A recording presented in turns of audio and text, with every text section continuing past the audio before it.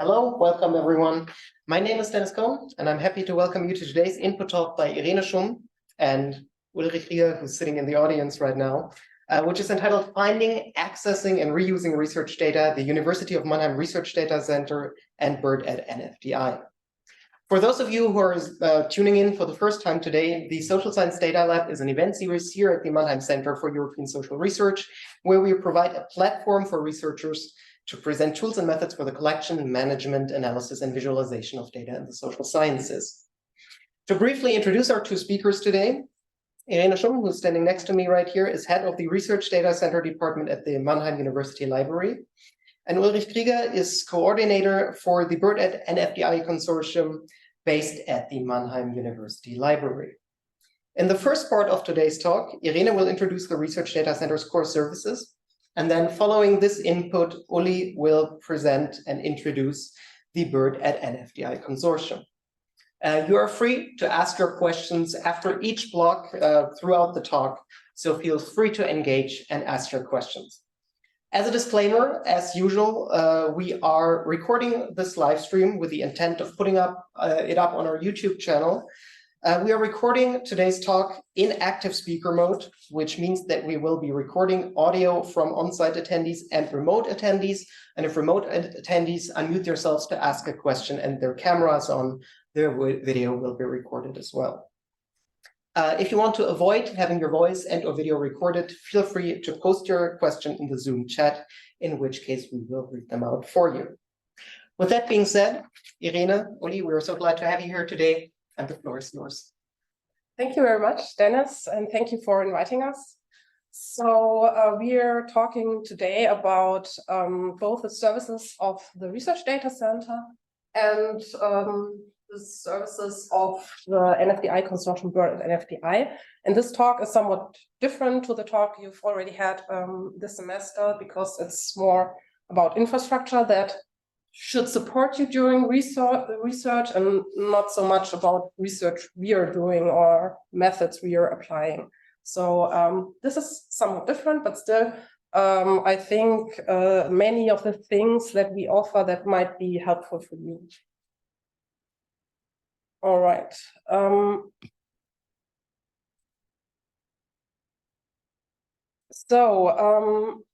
I have a team of my research data center, and obviously I cannot bring everyone here, but still to give you an impression of who you are dealing with, I have put up an image here of my team. We are still growing currently. So you might have heard maybe that the JIP transitioned to the library just as of now, more or less. So Tobias Rettig and Anne Balz are joining our team. And apart from that, we have some research data consultants that are partly also involved in other projects, but who are also consulting on research data management and have different scientific backgrounds, as you can see. So what are we doing in the Research Data Center? We support researchers from the University of Mannheim at all career stages and from all disciplines in managing their research data. And research data management is, it is a broad area, of course. So I'm going to break that down a little bit and present especially the services that might be of interest for MSAS researchers.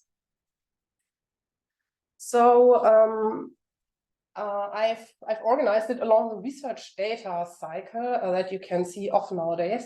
So we're going to start with data management planning and fair data management services, then with data acquisition and collection together with the data offering. So this goes hand in hand, more or less. We are going to talk about data cleaning, structuring, and linking the services that we offer there, and also about data archiving, sharing, and publishing. All right, data management planning and fair data management. So data management plans is something that you hear a lot nowadays in the research data management community. So it's intended for the researcher to support him or her in considering all relevant aspects and research data management from the very beginning of each project, so that it stimulates you to think about stuff like data handling, legal topics, organization, documentation, and these things. And yeah, it's especially important in collaborative projects, of course, where you need to maybe clarify such things before you start already, before, you know, problems about how you're gonna share data and who's gonna take care of the data before those problems arise in the project. So this definition is from Science Europe. I've posted that guide here. It's a guide how you can write a data management plan. It's a really good guide that I can recommend. And yeah, apart from the intrinsic motivation to write a data management plan, there might also be some extrinsic motivation, like funders' requirements. And for example, the Deutsche Forschungsgemeinschaft, they have a general checklist regarding data management, so that they don't require you to write a data management plan, but more or less when you go through the checklist, you have in the end a data management plan, and you need to elaborate on that in your proposal, on what you're gonna do with the data and how you're gonna manage it. And apart from that, or on top of that, there are also subject-specific checklists of the DFG that you should also, of course, consider, like the sociology checklist. Yeah, so this is the requirements of the DFG. Then there's the ministry funding from different ministries on state and federal level. There's no general policies that we saw, but call specific requirements. So that might vary from a data management plan to, yeah, no requirement at all. So it's really, you have to look at the call. It's most regulated on the European level for the ERC grant and for the Horizon funding, EU Horizon funding. So you have to write a data management plan as a deliverable of the project within 6 months of funding start. And you have to elaborate on that data management plan on how you're gonna ensure fair data management. So ensure how data is findable, accessible, interoperable, and reusable. So they have real templates for that, you know, you have to use their templates and submit the data management plan there.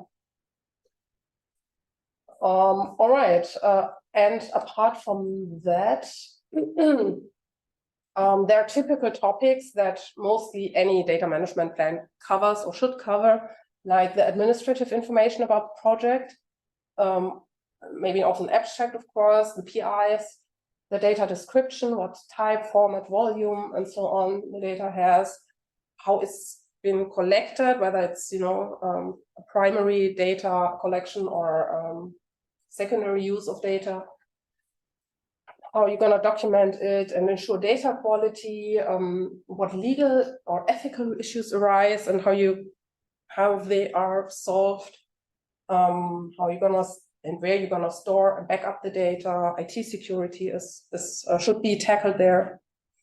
And also you should talk about how you're going to share the data and do long-term preservation. And if it's not possible due to legal reasons, you should also, of course, mention that. And in the end, also, especially if it's some data management plan for a proposal, you should also elaborate on data management responsibilities and the resources. So what money you need for data management, because that's also something you can apply for at most of the funders as of now, or for some time already. All right, so at the FDZ, we offer services regarding data management plan, like a workshop coming up in December by David Moore. So I've posted the link down here. I guess the presentation will be shared afterwards. Where, yeah, we can, or he will give a more or a deeper introduction into data management plans. Okay, and we also have currently testing a platform, RDMO it's called. It's open source platform for for creating data management plans. I just give you a quick impression of that. So it's already available, but we have been doing some updates this week. So I wouldn't maybe try it this week, maybe next week. You can already find it here. The link is also on the slides, and you can log in with your uni ID. So so you can have your data management plans right here. It's in the terminology of the RDMO, it's your projects, of course. You can create new projects here on the right. But maybe I'll just show you one data management plan that we already have right here. So you can first choose, when you create a data management plan, from a catalog, which is more or less a data management plan template. So that could be the DFG checklist, for example, here. Then it would guide you through the questions of the DFG checklist. But we also have the Horizon Europe and also the ERC grants data management plan templates in there. And you can also switch between those. So once you've created maybe a data management plan for the DFG and later need that data management plan maybe for an ERC grant, you can also, of course, then just switch basically. All right. Then you can go through that data management plans by clicking that link, answer your questions or answer questions. And then there will be some, maybe we start from the beginning. So he will basically ask you, so there are a lot of questions that he might ask you, what metadata you will have and collect, and how, and with which standards, and all the stuff that goes into data management plan, like the size, volume, format of data, legal issues. You can all document it in here.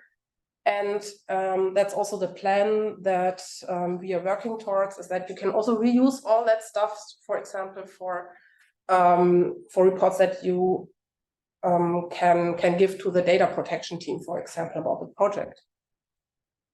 So the goal is then that you don't need to enter all the data over and over again and compile reports over and over again, but to have one single point where you can enter everything and then reuse it in multiple ways. Yeah, so that's basically the platform. Once you've gone through that checklist or through that templates, you can then have different export options, for example, as a ERC data management plan, or obviously a Bielefeld template exists too. Also a Horizon data management plan, and different others. And the tool is also very flexible, so you can also create own templates there, of course. So this is something we are currently testing, and that you can also test with us, and also, of course, give us feedback about. A question: can I use an existing data management plan that is somehow included and then adjusted for my purposes? I mean, we have written some just for training purposes, and yeah, we can share them, of course.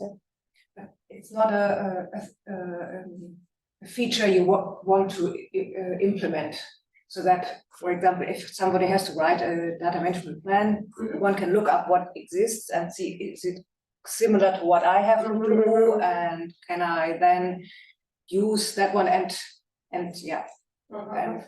Yeah, so I mean, you can share data management plans with others. yeah, we need to discuss, of course, whether it's, you know, a general policy that we share everything with each other, or whether it's, you know, we have a catalog of data management plans and you can maybe ask someone to get access to his or her data management plan. Yeah, but it's a good idea because, I mean, oftentimes you're in front of the data management plan template and you think, what should I write here? So.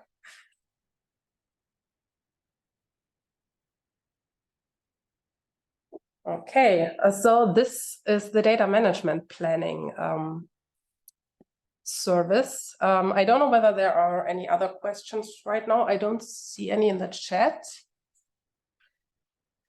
So, well, then I'll go on to the data acquisition and collection and also data offerings that we have in the FDZ. So data acquisition, that's mainly when you're buying data. That is also something, so the library, of course, we've been buying and licensing electronic resources like ebooks, electronic journals, databases for some time, of course. And then the university said that also for these databases, commercial databases or other fee-based data sources, the library should do the negotiations. So this is something my colleague does, the central licensing department, more or less. But I guess it also goes through your method section if people from MSS would want to license data, right? Or through the MSS library. What do you mean by licensing? When somebody wants to buy data, Yeah. it has to go through the university, and not through us. Okay. Everything has to go through this contact point. I was thinking that maybe first they would approach you. Okay, so this would be then the contact for licensing data that is fee-based and commercial data. Yeah, it's possible for just finding data or finding out how to get the data, but for the real to have a contract, we are not allowed to sign contracts. So contracts have to be signed through the library. Okay. And yeah, since then all the contracts go through the library, we also have an overview of the data licenses that exist at the university. So we're about to create a data catalog with the licenses so that researchers of the university can look up what licenses are available maybe, and then also get in touch with other researchers and contact each other and discuss how they can maybe use data, how it makes sense maybe to use licenses together and stuff like that. So this is coming soon. So this is the data acquisition of secondary data sources. Then this is something that's quite new to the library, as I've already mentioned, the German Internet Panel. You probably know some of the backgrounds already about the German Internet Panel, so I won't go very much into detail, but still there are some new regulations as of now. Still it's a regular online panel survey existing since 2012 and based on a random sample of the total population of Germany. So at the time of recruitment, it consisted of people aged 16 to 75 and from private households only. So we have 6 panel waves per year where we have a survey running, and currently we have 67 completed waves with more than 200,000 interviews, more than 7,500 participants. So the 68th wave is currently in the field, and the CHIP survey infrastructure was implemented by the former SFB and now transitioned to the library. And what's new now is that it's not only it's not only a survey instrument or survey infrastructure of the SFB, but survey space can now be booked by all researchers, university-wide, also beyond. So if you have any questions, I need answers from a survey, from a JIP, then yeah, feel free to contact us. Of course, yeah, funding is now over of SFB, so we have to also implement some fees for that survey space. But yeah, you can also, of course, then in the end, when you're having a proposal, also get the reimbursement for that fees from your funder, probably. All right, so how do you use the JIP infrastructure as a researcher? So when you have a survey idea, you contact the JIP staff, and they will consult you regarding feasibility of your plans, the scope, the cost that you might have with that, the wording, the filtering, and stuff like that. Then the JIP staff organizes the implementation of the questionnaire. They also test the questionnaire, and you also, as a researcher, of course, can also test the questionnaire. You have to consider that a normal time to survey is about 3 to 4 months. In the case of, current events, there's also a possibility of posting emergency questions. Yeah, but of course that can't do that every wave.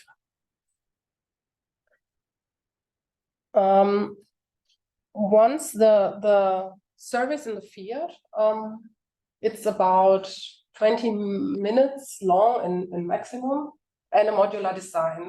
That means, as a researcher, you don't have to fill the whole 20 minutes, and you don't have to ask the whole sample. You can also ask subsamples. So that's why we can say right now the cost of the survey but yeah, it really depends on length and the sample. So the survey participants are then invited via email and reminded as needed.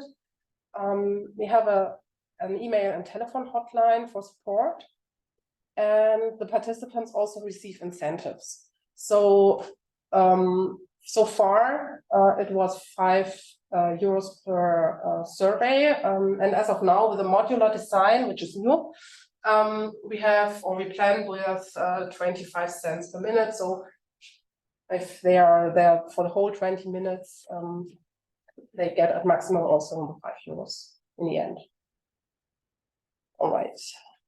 So this is also something then that we are dealing with, the incentives. That's nothing that you as a researcher have to deal with.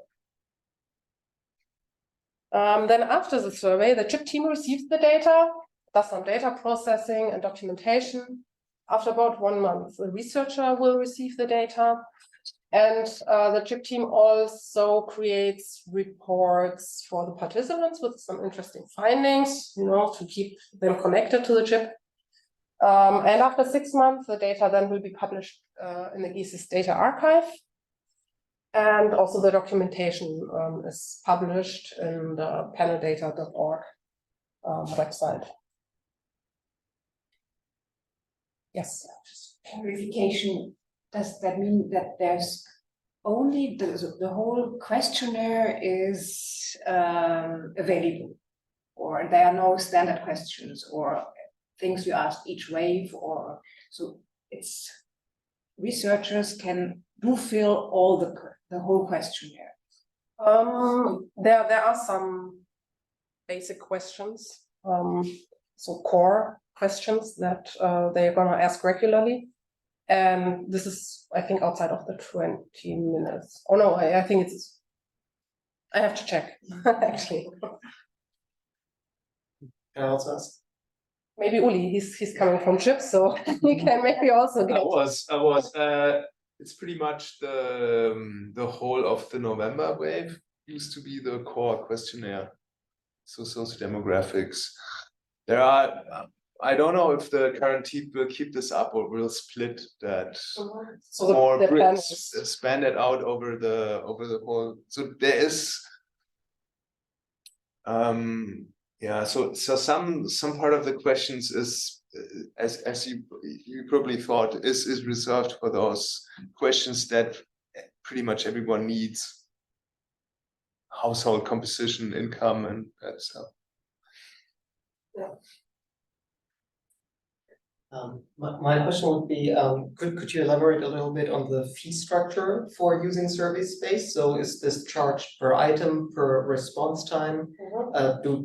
Does the fee structure vary depending on whether you just want a single module within one wave or continuous blocks that repeat across waves? Yeah, it's per minute of the survey. And I think we are planning on 3 minutes minimum. And it also depends on whether you you ask the whole sample or just a subsample of the participants. Okay.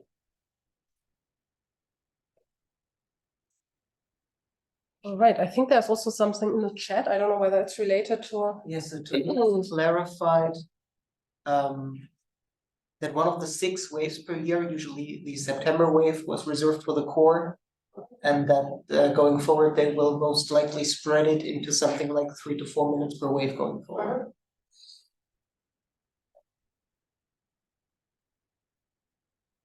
All right. Yeah, then I go to the third pillar of data acquisition and collection, and also to the data offers then in the end of the library. So that's the optical character recognition. It's both, a data offer, but also a data collection service, more or less. So in the past, as many libraries did or do, the library carried out several digitization projects.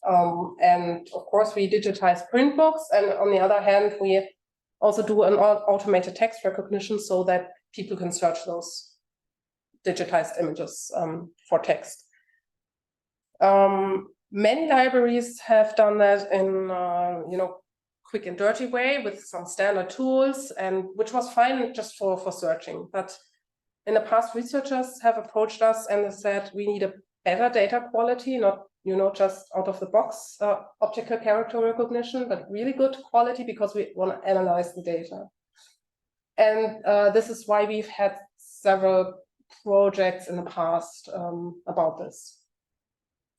And some of the projects are still running. So also in BERD at NFDI, we have a part dealing with optical character recognition, and also the FDZ, together with BERD at NFDI, provides consultation and support on automated text recognition. So we also share then our experience that we acquired with the tools and with the procedures of automated text recognition. So the consultation hour is via Zoom every month. The next is on 7th of December. And of course, we also support one-on-one with specific projects and optimizing digitization and the workflows. So that's the generic services, more or less, that result from it. But we also have, of course, then the data sources that we have created. So one of the data sources is the Aktienführer, another one is the Reichsanzeiger that we did in the past. And yeah, the Aktienführer is a data source about German companies, stock-listed companies, that was published in print starting in 1956 every year and contained information, for example, about supervisory board members, the managing directors, about some key figures like the profits, loss, and stuff like that. And researchers have been using that data because it's a very homogeneous and high quality data source for German companies, and with a long history. And the standard procedure was that they said the students' assistants that they should type in the certain data that they want to analyze, and then in the end, of course, the data again vanished. So it was never published. We started a project in 2013 to digitize the Aktienführer, to have it electronic, and then do some optimized OCR. So this was the wish of the researcher, to have really good data quality, because it obviously matters whether the machine recognizes an O or a 0, or a comma, or a period. And so that's what we have been doing then. So this is some typical data from the Aktienführer. So in that form, we have the data, just unstructured full text, and we then went through the text and also structured it. So we have then the names of the managing directors, the first names, the title, academic titles, the locations, and everything.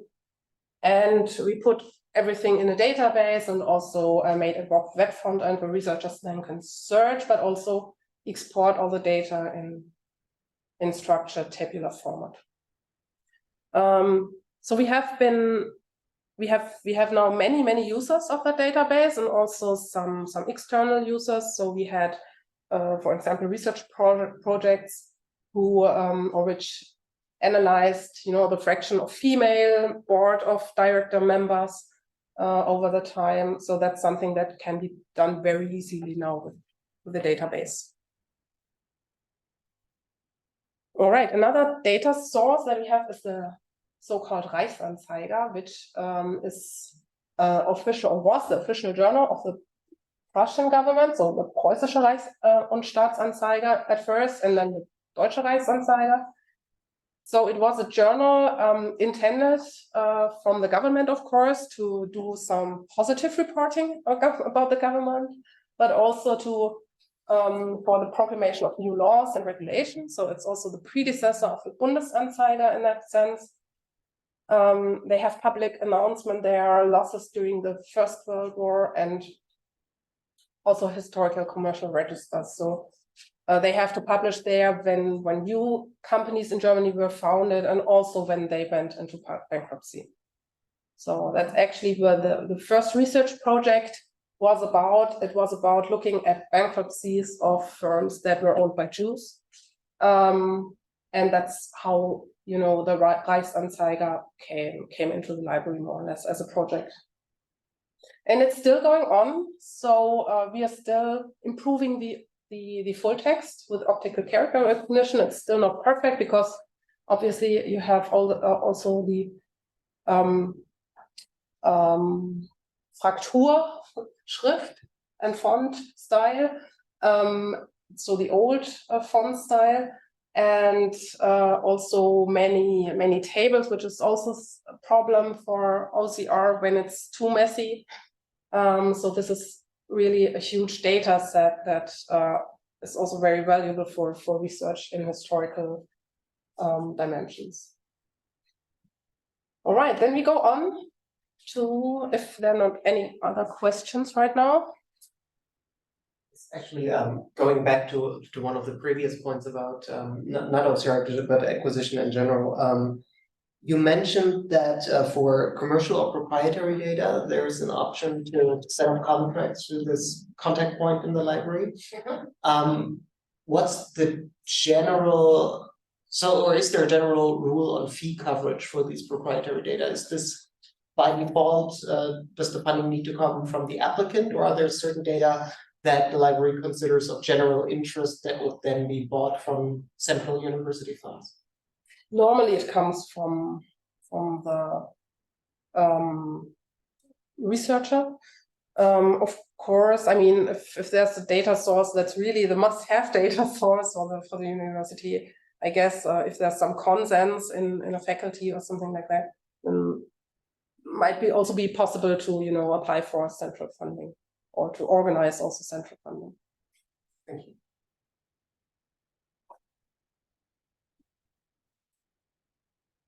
All right. Then going forward to data cleaning, structuring, and linking. And this is something that was also coming when the Aktienführer project started, because we then got more and more data sources with historic and current data about companies. And we had a problem then. We didn't want to have secluded and separate data silos. So we wanted to connect that data basically. And we did that also in project, also in BERD and NFDI currently. But this is a topic with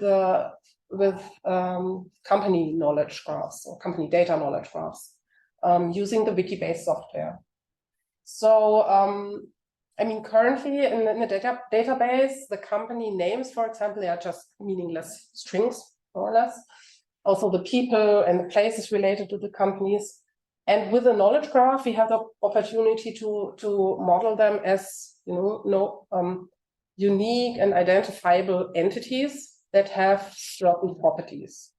So I'll show you an example quickly that makes it clearer, probably. And the idea is then also to link those entities once we have identified them and once they have also an ID, once they can be addressed with an identifier, and to link that within the knowledge graph and also beyond. So then you can really easily analyze also networks between companies, between people and companies, and so on. So in the end, it's a semantification from unfair, more or less, just text strings to interlinked and very fair entities of data. So it's starting off like this, the raw data where you just have, your unstructured full text. Then it goes into a structure. So you have data of Daimler-Benz, for example, and some structure with the city here in Stuttgart unter Türkheim. But still, the database doesn't really know what that city, what that means. So we go on then and find the definition of that, or the specification of that city. So it's a headquarter location and not just any unrelated random city there.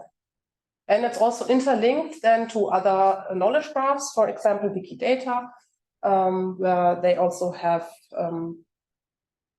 entities, for example, for that cities.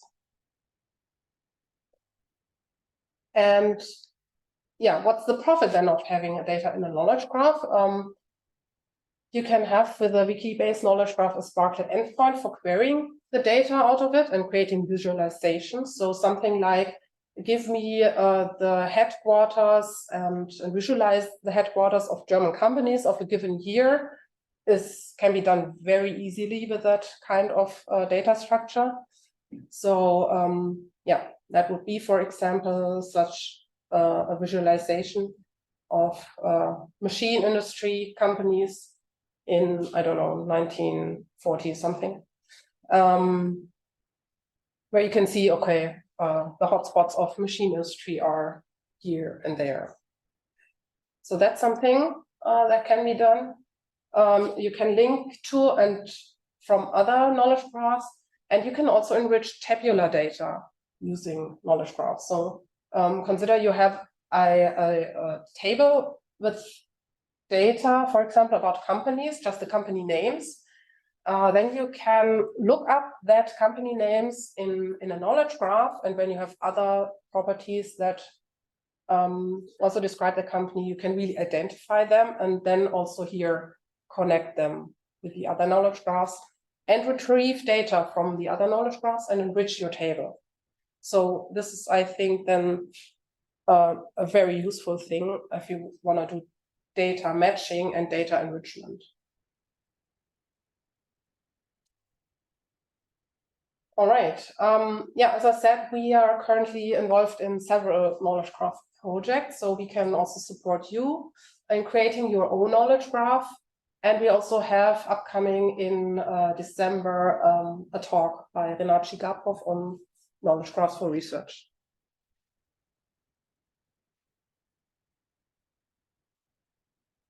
So that's all about knowledge graphs. Then I go on to the last step in the research data cycle. I mean, the data archiving, data sharing, and data publishing.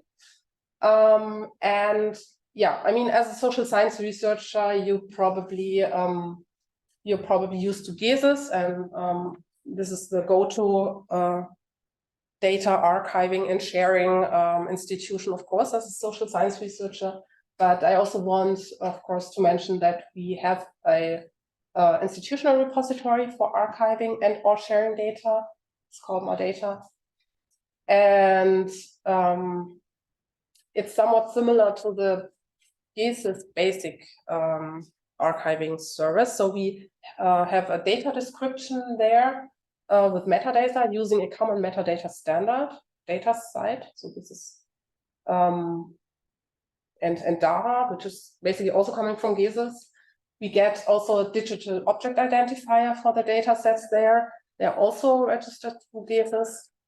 And also the metadata is indexed by GESIS. And apart from that, also at, for example, at Google Data Set Search, and soon also at the open air search of EU. The data stays on the servers of the University of Mannheim with MyData. And there are different data sharing modes possible. You can publish the data as completely open data. You can make it available upon request, and also with an embargo open data access. So for example, it can be open data, for example, after 2 years. And yeah, we guarantee to keep the data for at least 10 years, which is in line with the standard requirements of the funders. And of course, after the 10 years, we will get in touch with researchers and ask about, you know, how to proceed from here. So we're not just, you know, deleting data from our data. Okay, and coming soon, there will be also a secure data room in the FDZ. In the library, to be more exact. And this is to grant researchers on-campus access to data that should not leave the university, that you don't want to, you know, send out per email to other researchers. So they can come here into the secure data room and analyze the data at a library computer, which is not connected to internet or anything like that. So it's really then, yeah, safer to share the data through that secure data. Okay, Dennis. Yes, 2 questions. The first about MA data. I mean, this sounds super useful. However, it seems to me that most people who do survey research have so far opted for commercial services as provided by GESIS. Could you maybe explain what you think the main differences are, and maybe which of the platforms or services is a better fit for which types of data collection?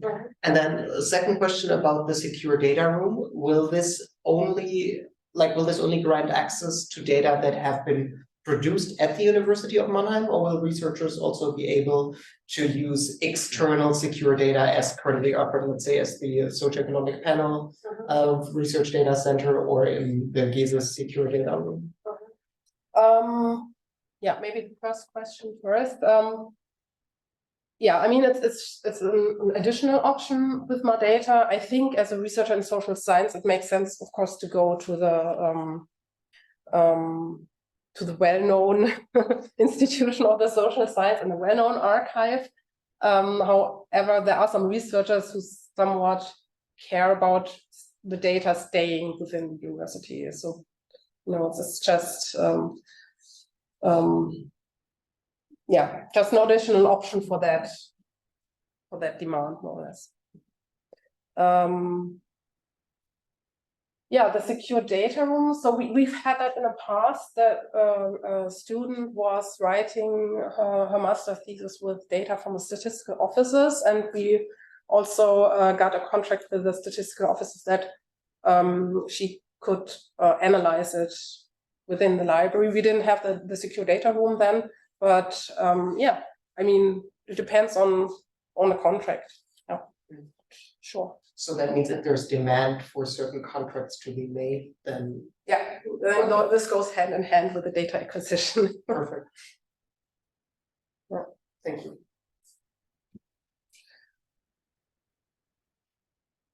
Okay, so then we're at the end of the cycle and it can begin over again. So then I thank you very much from my side and hand over to Uli for the BERD at NFDI. Well, thanks for the opportunity to to introduce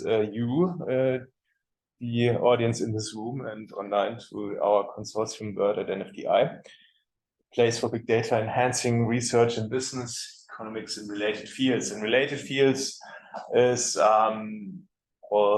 especially all social sciences. I'm going to start with an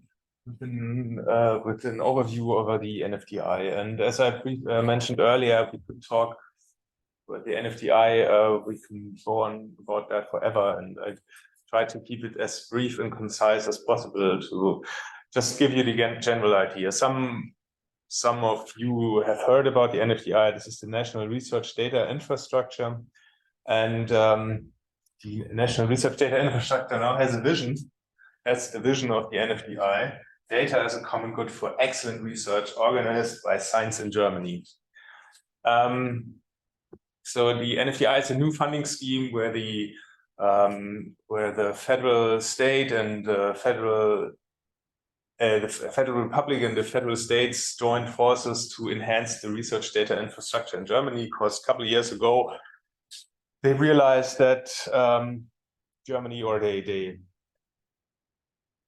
stated that Germany is lacking resources. Now we heard about all the nice things that the University of Mannheim is offering, and the University of Heidelberg Library, of course, also offers these services, and Gates Data Center offers some other services. Many data are still stored somewhere on personal laptops by researchers, and the consensus was that this has to be changed, and there needs to be some interconnection between universities and research infrastructures like the big Fraunhofer and Leibniz institutes, and all this should come together and enable more and better research through a common understanding, common infrastructure, a connection of all these data types.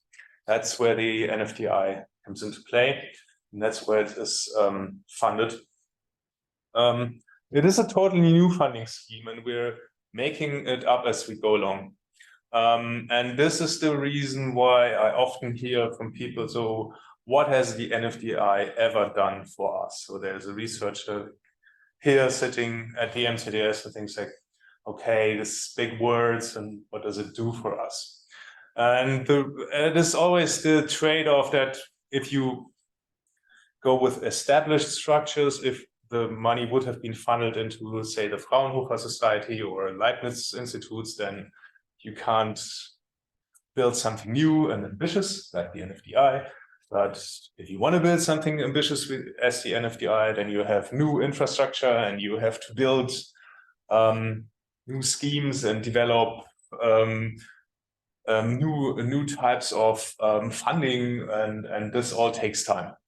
So this is always the trade-off. And colleague of mine once said that NFDI means doing the right thing in the most complicated way possible. And on some days, I wouldn't really argue with this colleague, but I think we're getting there. So the NFDI is structured, so how this is set up is it's structured in consortia. Consortia is a team or is a contract by universities or other players. They come together in a specific subfield. So it's organized by research topics, research fields. And this is, so the reason for this is to get everybody on board. But in the end, we want to improve research, the infrastructure for all scientists.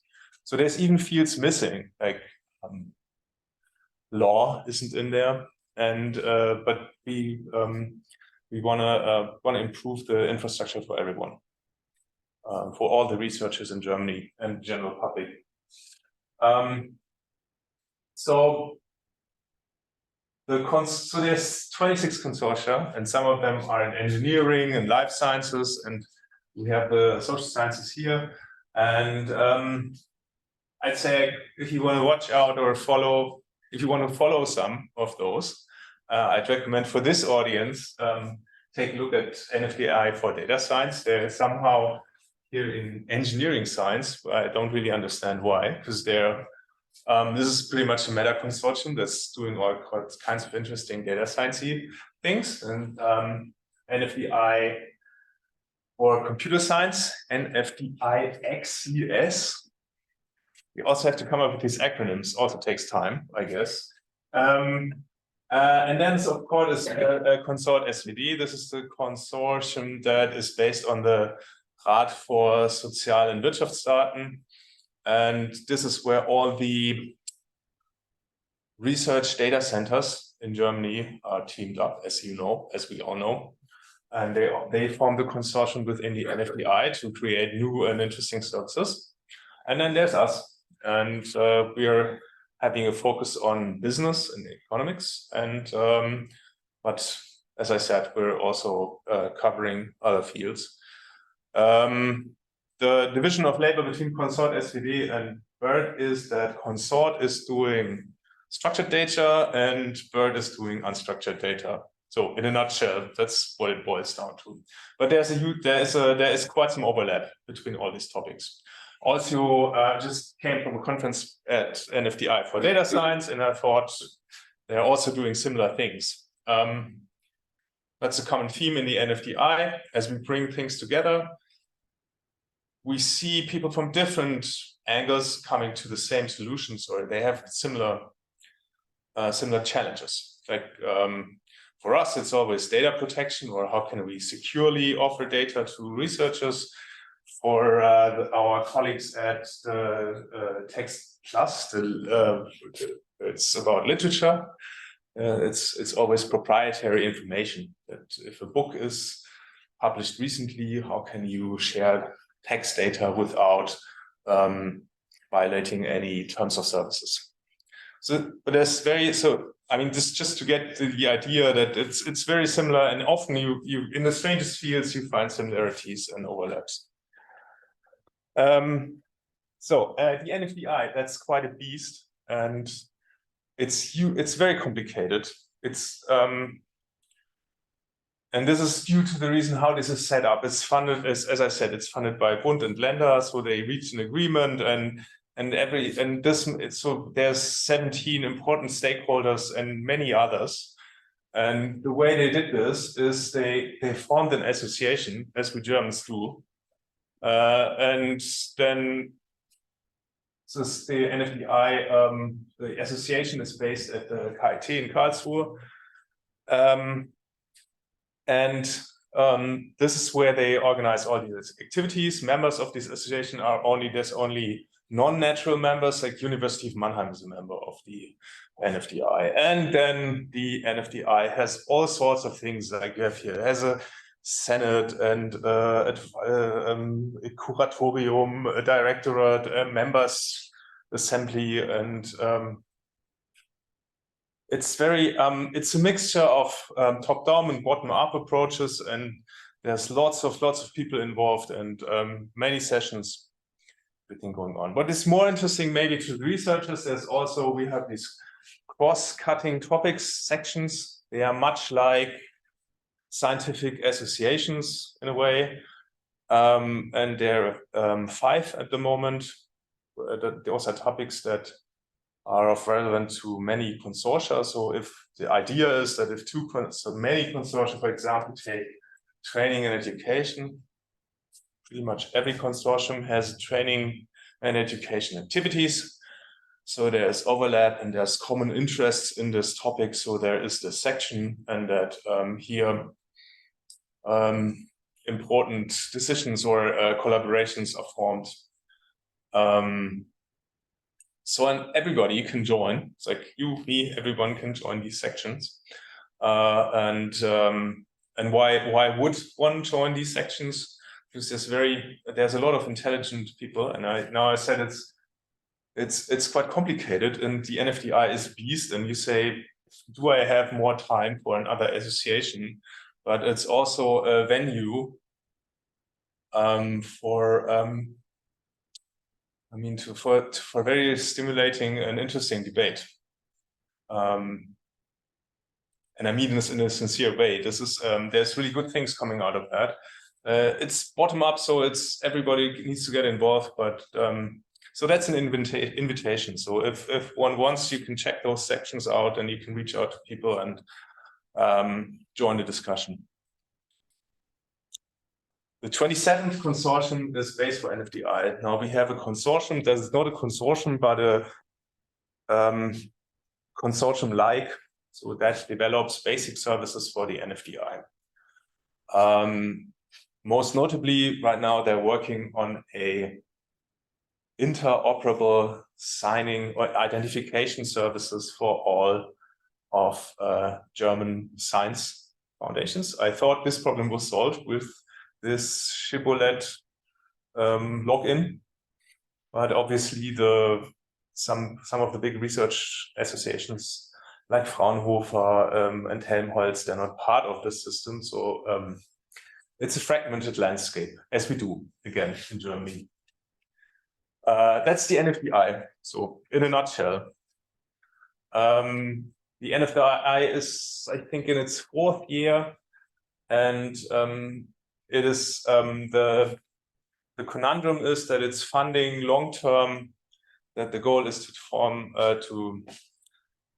form a stable, continuous data infrastructure, but and the model that we're doing this is on 5-year funding scheme, and there in the initial financial agreement they said it ought or it should be funded continuously, but as of now it's not.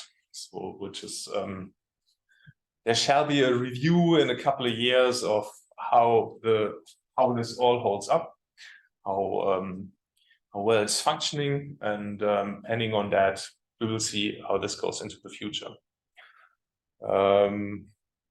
Yes, I mean, yeah. The German science landscape is littered with all these attempts to do something big and ambitious. It didn't really perform, but and I think the jury is still out there with the NFDI, but I think we're getting there. So, okay. Now, to our consortium, having said all that. So I mean, the idea behind BERD is, and I'm probably preaching to the choir here, that more and more of our research is data-driven, and a lot of there are estimates how much of that research is based on data, and it's an ever-growing number, and this is an important topic for all our as a basis for all of our researches. And a corner that we picked out now here are these data. Some of those that Irene also mentioned that are not as of now available in a fixed table format. And that is all the data that we call unstructured. Also text and pictures and audio recordings. And whereas we saw text of the Aktienführer that first needs to be given some structure to analyze it. And that in that regard, we have what we call in our application, we call the traditional model, where we have a table here with a structured data that is the result of a survey or some data collection by the government, and then there's empirical methods for cause analysis, as we all know. We call this a traditional model, but I don't know how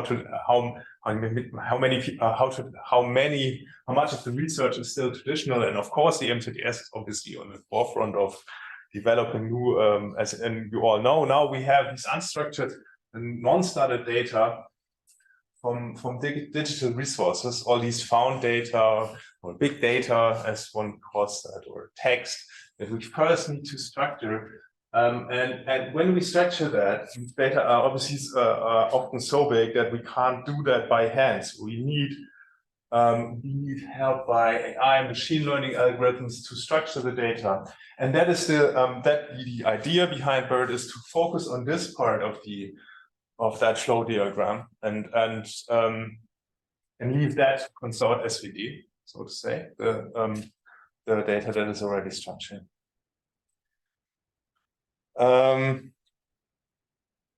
So we want to be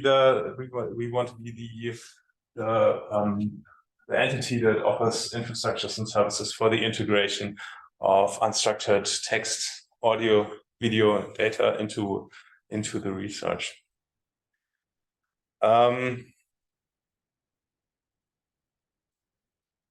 the main avenue of how we're doing this is building a platform, of course, as everyone does. And our platform will then have all the services built together and linked together, so that it's fairly easy to use for the researchers, and it helps them gather new insights with data that had been previously unavailable for research.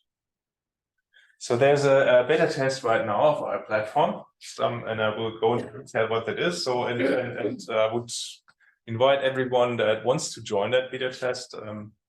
Send an email address by my colleague Andreas. I can write him an email and be on there.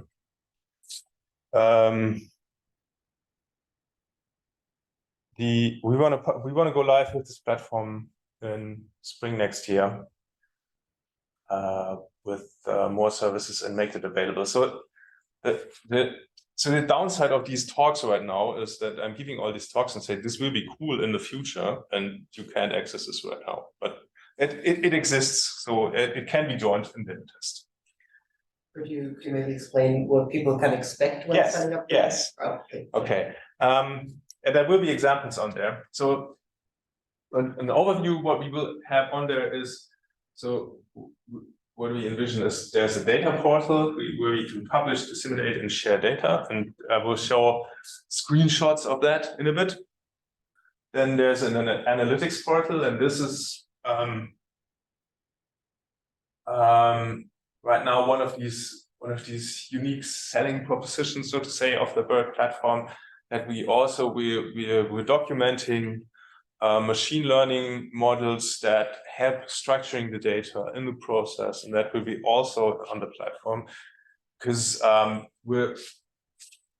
as we saw with MAData, and we talked about the GIS data service and documenting data, we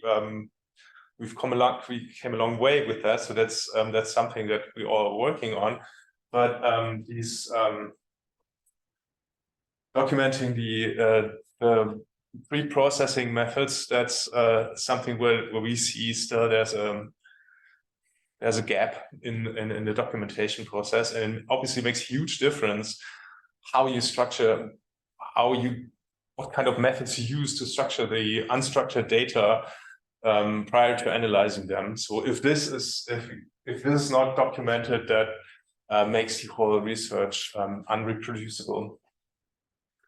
There will be a training and education portal where we have resources to learn and improve on methods for unstructured data, and then there's other services, tools and guidances for the work with unstructured data. These are the screenshots that I said. So we're gonna have here a curated set of data that are part of published research that are of interest to the research community. So this is by default right now, it's more focused, more driven from a business and economics perspective. So these are the important data sets. And I didn't know that my background is also in survey research, and With these data sets in business, it's kind of different. It's a little different than these with a survey. If you want to use sub-data, you use the data from the German socioeconomic panel, and you know where to find them. And there's only one panel like that.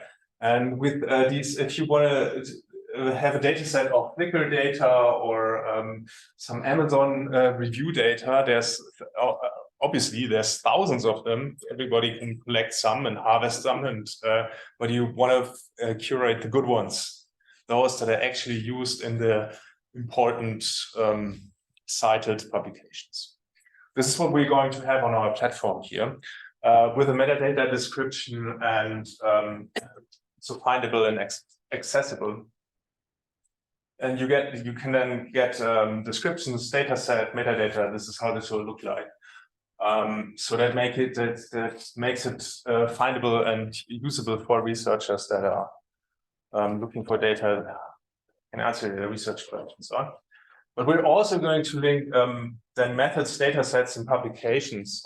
So there are we also store the important publications that are the data used in, and this is something where that's quite a challenge to identify the methods used, the data used in publications.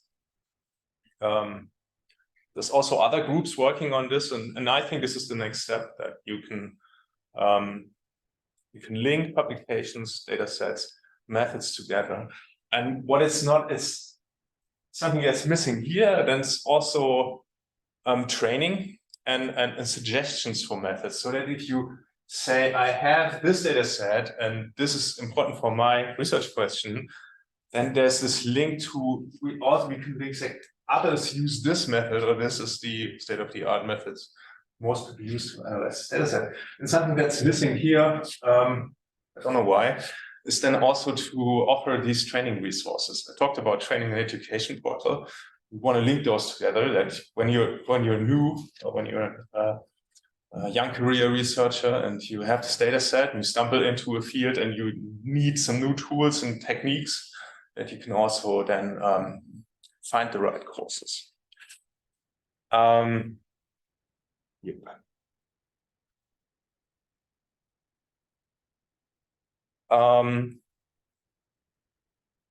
Something that's also right now in testing, and that's I think it's an interesting part of the whole endeavor here, is to have industry data sets, as we here said, the non-research institutions. And there's data sets by companies that collect data, or they have found data inside their company, and they can't publish that, or they don't want to publish that because it's because some of their business model is hidden in this data. And we want to connect researchers with these companies, where researchers can apply for access, so that so if there's here, we have an example data set here, say that's from an automotive company that have a data set, and say somebody could gain some insight on that, or maybe the company even has specific questions of this data set, and we can link together researchers and these companies for a successful cooperation, and find ways how they can securely access the data, however that will be, on site or through a secure way, like in a marketplace, bring them together. That's why we call this a data marketplace. I don't know if I think it's a weird name, but these business people, they kind of like it, so it's a name. So that's the concept, and I think if this picks up, then this is also something that's really missing in Europe. There are services in the United States that are also, quite fancy, but also quite expensive. And if we can do this in Europe and offer this on a lower scale and fund that through the NFDI, that would be a really good. I think that would be a good addition to the tools services. Just a quick question about what sort of data get onto that marketplace. So I mean, both in terms of your preferences, what are the, I mean, you already said you want the big curated data sets that end up in or have ended up in important publications. But your preferences aside, there may be certain entities that are not cooperative, right? That don't want to share their data, or where the terms of services prevent the data from being shared on third-party platforms. So what are the limits to this? This idea? So I mean, the data marketplace. This is this separate part of the data portal where I think this, as I've been told, that right now the method is that you're a doctoral student and you want to analyze something, and then you get access to data from company X because you know somebody that knows somebody that your advisor knows, and you through these informal channels. And we want to make that more transparent and make that more efficient in a way, and match the people with the right skill set to the right data. So, and this is we want to make that easy and attract companies to do that. And I can't envision who will join that, or I have also no preference for that. With these the data sets that I heard on the slides earlier, so I've been so there's two ways to get data into this data portal. The one way is that we curate them. So we identify important publications and we want to document the data with these publications. And the other, that's more the GESIS data service approach, that if you're doing research with unstructured data, you're using tools on the service, you also can document your own data here. You can fill in publication requirements that you get by funders or journals. That would be the other avenue. And the tricky thing, I think, is then to also link these data repositories and make them searchable and connect them in a way so that you can, and GESIS is in our consortium, so we're working on like making GESIS data searchable with our platform and make our platform searchable by other platforms or research data providers, so that in the end it doesn't really kind of don't erect new barriers. The critique against all this platformism obviously is always, then you have all these platforms, how is this interoperable? But we've seen that problem and we're trying to avoid that, and playing our strength out here, but don't make it an island, a research island in a way. So, but just so I understand, there are certain types of data that probably legally could never make their way onto the platform, right? Like I know social media data, especially Twitter, when it was still called that, was super popular when the version 2 of the research track API was still present. But the problem, as I understand it, was that you could never share any scraped or crawled tweets, because once they are deleted from the platform, they could no longer, or you no longer had the right to distribute them as part of your data collection. So these are problems that this platform couldn't really get around. No, if there's restrictions, I mean, we're not publishing any data that's, we're focusing on anonymized data right now. So there's no pseudonymized data right now, so no German socioeconomic panel. And we, of course, we also need to have a service contract with the people who upload these data. And if there's no way of displaying these data right now, I know this is a complicated issue, and right now, as we're gonna go, we spare that, so we put that aside, this problem. I could imagine that in the future there would be a way to access data somewhere on site or something. But right now we're focusing on things that we're legally, or that can be displayed. Yeah. Thank you. which is obviously in business and economics, that's a lot. I mean, there's a lot of data that you can, and there's a much more open data than in social sciences. I learned now.